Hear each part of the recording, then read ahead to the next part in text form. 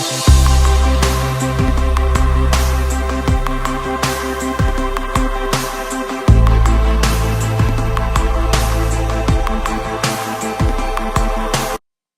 morning. Happy Mother's Day to all the mothers out there. Thank you for joining us as you're either getting ready for Mother's Day or already settled in. Either way, we thank you for joining us.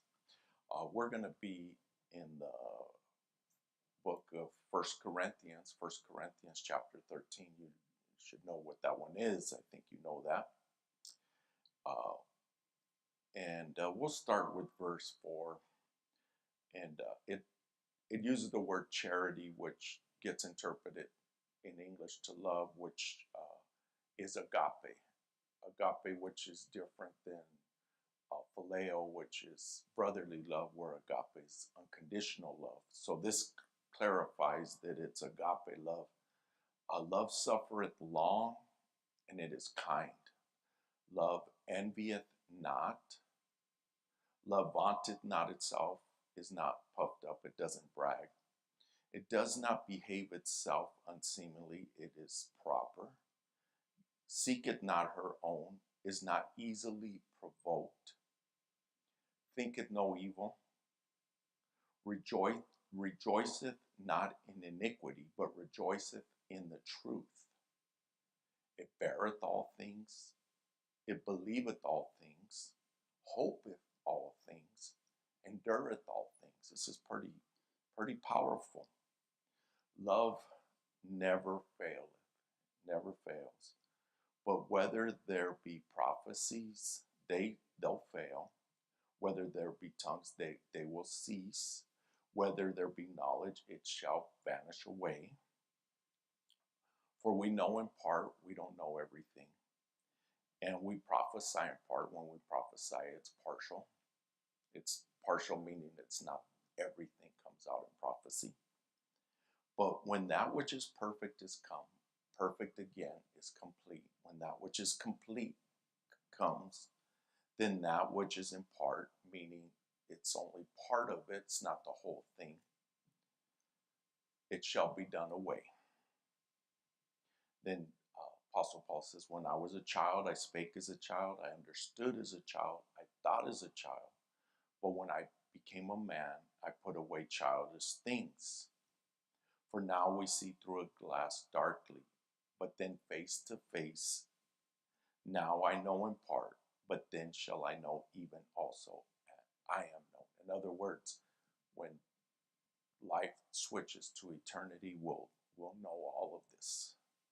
But he's talking about how love is that completeness. And then this last verse. And now abideth faith, hope, love. These three. But the greatest of them is love. Of course, I've picked this to work out of here today, to speak on love, of course, and talk about the love of a mother. And the love of a mother is not brotherly love. The love of a mother is agape love, is unconditional love. Mothers know how to love unconditionally. Many people, they can't love unconditionally. They can only love brotherly love.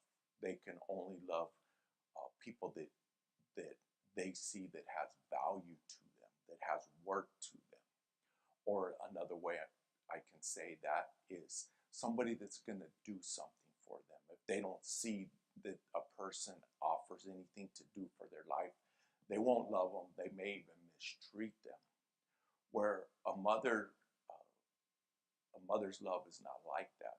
A mother loves unconditionally. And I use this example many times is when a mother gives birth, she doesn't look at that child, that baby, that son, that daughter, and say, okay, what is this son, what is this daughter going to give me back? I'm investing all this into this child. What is it going to bring back to my life? They don't think that way. They just give to that child. They give love. nurture, they take care of, they take the energy of their mind and think about that child, think about the well-being of that child. That's the love of a mother. I believe a father can tap into some of that, some of it. I'm going to say some of it. A father will never understand because a father doesn't have that child connected inside of his body. Where a mother, the child is literally inside of her, and there's a connection.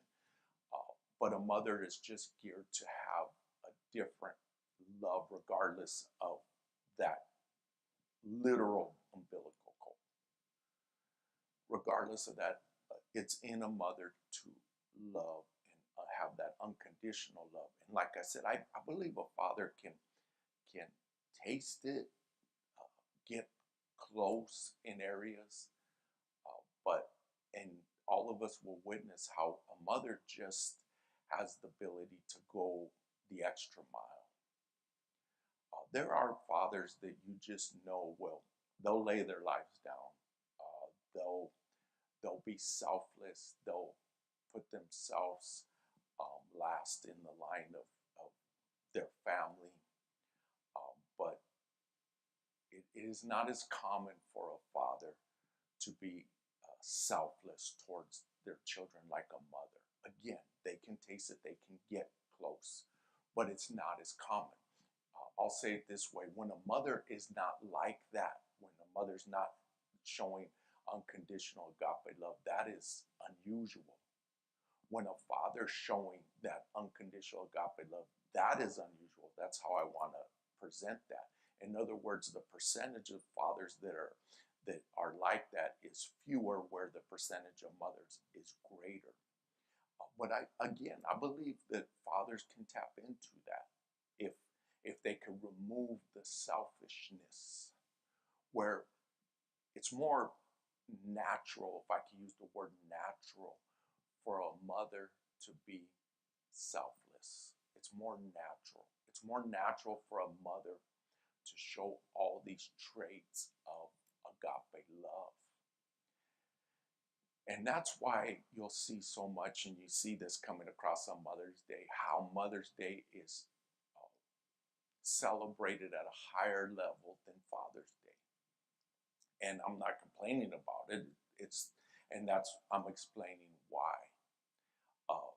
A father is quicker to cut off a child than a mother is. A father is quicker to lose patience and not be able to have the time to try and understand where their child's coming from in a certain area.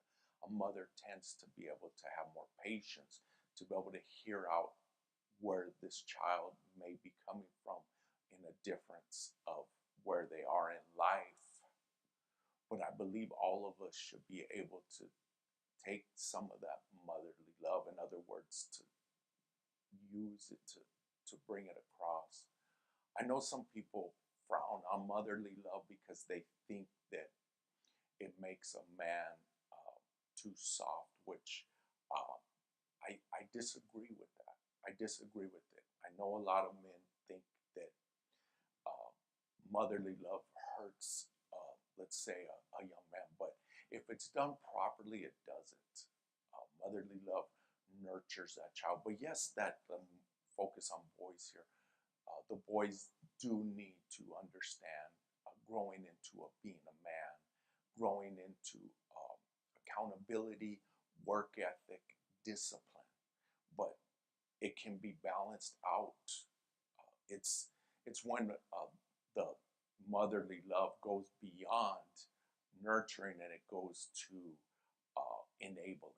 Enabling is something different, where that love, and I don't call that agape unconditional love. In other words, that when you see a mother that doesn't make their child accountable, they don't make their child responsible, they don't make their child have discipline in their life, and the child does no wrong, ever does wrong in their eyes, and they hurt that child. They hurt that child. And then that child grows up to be a young man and then into adulthood, and they take it into the workplace. They're never accountable. They don't have discipline. They don't have work ethic. It's never their fault. And they take it into their marriage because they never took accountability. That is not agape love. That is enabling. That is what we call spoiling. It spoils them. I've shared this story, but my mother always made me take accountability. If a group of boys did something, and I may not have been the one front and center that led the wrong conduct, um, I got disciplined. I remember, might have been 6 years old, about 6 years old. A friend of mine tried to start a fire, and the fire truck came, and there was that whole situation happen. It was like during the weekday, uh, early afternoon. It was early afternoon weekday. This is my 6-year-old memory coming back. And my mom comes out and sees the whole thing. And then it didn't matter that I didn't start the fire, but I was present and I didn't step in. She made me turn my hands like this, and she took her shoe and she spanked my hands. And it was her telling me, you're taking accountability, you're taking responsibility. Other times when the other young boys I ran with in school, they would get in trouble, and I would end up in trouble because of the whole thing. And it didn't matter if I was present and something was done wrong, I was disciplined. And that's what my mom would do. Of course, my dad was, there was no crossing the line. Even though my mom did draw that line, I didn't want it to go past that line to my dad, which happened occasionally because I, for the most part, stayed out of trouble. I did do a few things here and there. I could probably write them all down. The things I did that, what I mean is, it's not a long list. I did skate some lines from a child growing into my adolescence. But I'm saying all that to say that it's taught me to stay in my lane in life and to understand what I say so many times, cause and effect. And you say, well, what does that have to do with Mother's Day, and what does that have to do with love? That is love. That is a mother. When a mother doesn't just nurture, but a mother shows structure in a young man's life, and finding that balance where a father sometimes can go overboard and miss that a boy's still a young boy, and take him into a place of needing to be a man before it's his time. I'm going to say that again. Pushing a young boy to be a man before it's his time. Because a boy's going to be a man a lot longer than he's going to be a boy. And that's why I say not to spoil that boy, but to understand this is a small little window that he's going to be nurtured under the wing of his mother. It's a small window. In the Jewish culture, the age, it's 13. Most cultures, it's around that age.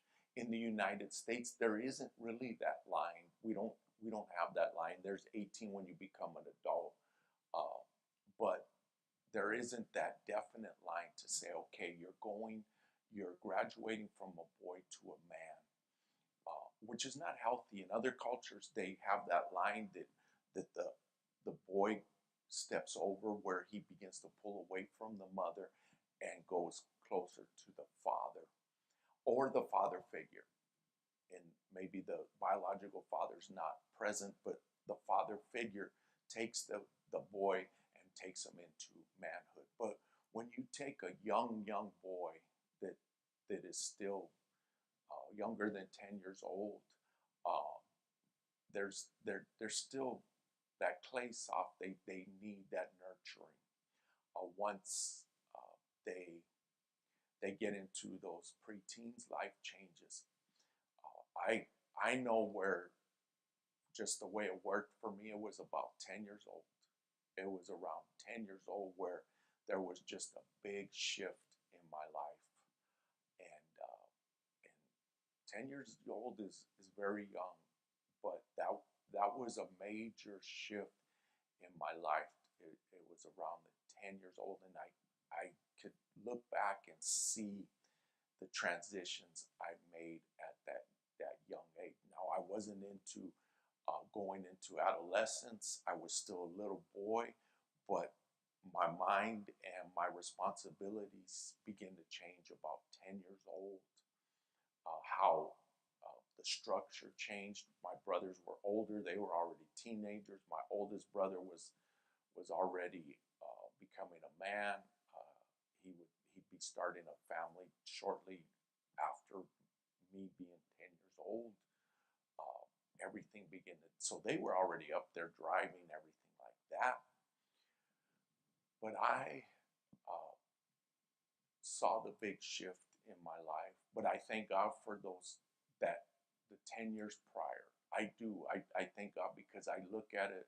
My wife called it a cocoon one time, and it was like a cocoon that I just had this cocoon, and I believe in that cocoon was the hand of the Lord that was taking this little boy and nurturing him.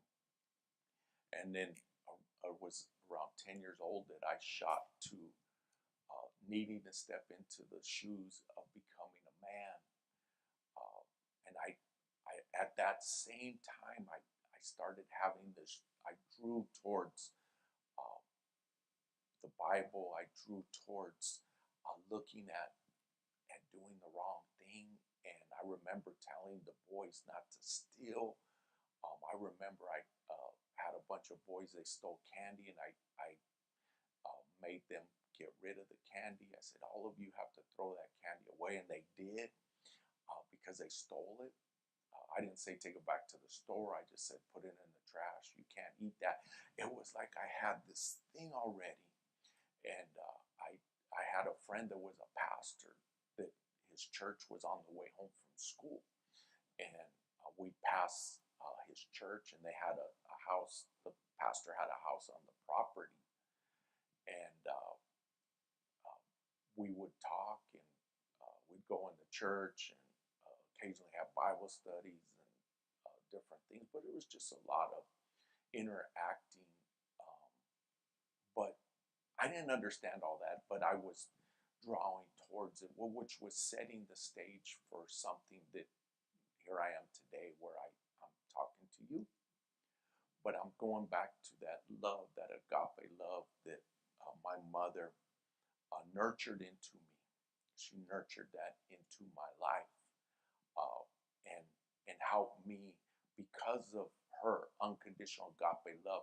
It didn't damage me. It made me more of a man. That's how I see it, and that's what I believe is true. That because of it, it has made me not more lazy or more selfish or more undisciplined. No, it's made me more disciplined. It's made me more diligent. It's made me more uh, empathetic towards people. I believe that it didn't hurt me. Where you see, again, some young men, they never grow up. They're 20, 30, 40, they're still little boys. Can't hold a job, can't do basic chores. Uh, when they do get married, they don't marry a wife, they marry a mother. Yes, you see it all the time. They don't know how to have a relationship with a wife because they never grew up. They're still little boys. You see some wives, they have X amount of boys, and one of the boys is their husband. the the the husband's never able to step up, never able to be that man that has structure, discipline, order, selflessness, being able to put others in other words, saying, I'll take one for the team, if I could use that language, um, and you watch it. And I'm gonna start wrapping this up, but when it comes to go to war, it comes to go to battle, say we got a battle on our hands, we have war, we gotta get after it. It never fails. The percentage of individuals that step up, it's always more mothers than fathers. It always is. The percentage is 2 to 1, 3 to 1, 4 to 1. Sometimes it's a handful of men that can rise up, and when the fire hits, it's the men that go down first. The men that go down and fall over. And again, I believe it goes back to that childhood. They missed the agape love. They only got enabled. They just knew being enabled. And I'm not here to bring guilt upon anyone. I'm just pointing it out. We thank God for the agape love of mothers. We thank God for that unconditional love. I thank God for my mother's love, and I know that that helped me make me a man. My dad carried another thing in my life, and I know it, and I could see it clearly. I could see what my dad brought to me and what my mother brought to me. And this is how I see it, that my dad knew that I had the nurturing. He's like, he has the nurturing. He says, I'm just going to coach him up. I'm going to coach him up. And I believe that was his mindset. And that's what he did. He just coached me up, and knew that my mother and my grandmothers carried a part in me also. Both of them, my maternal and my paternal, they both. So I had these three powerful, strong women in my life, and then I had aunts that would step and show different things, and that's how life is. Mothers aren't just mothers to their own; they're mothers all over the place, and that's not to bring any division. It's just to help.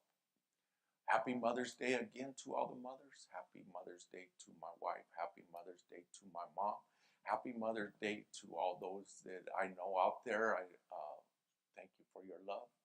Thank you for your support. We will be back here in person shortly, 12 o'clock Arizona time, 1363 South Vineyard. We'll be celebrating the mothers in person. We thank you for joining us. If you'd like to bless us financially, there's some ways on the screen there. You can bless us. We do invite you to subscribe to our YouTube channel. It helps us out to find other people find us. Thank you.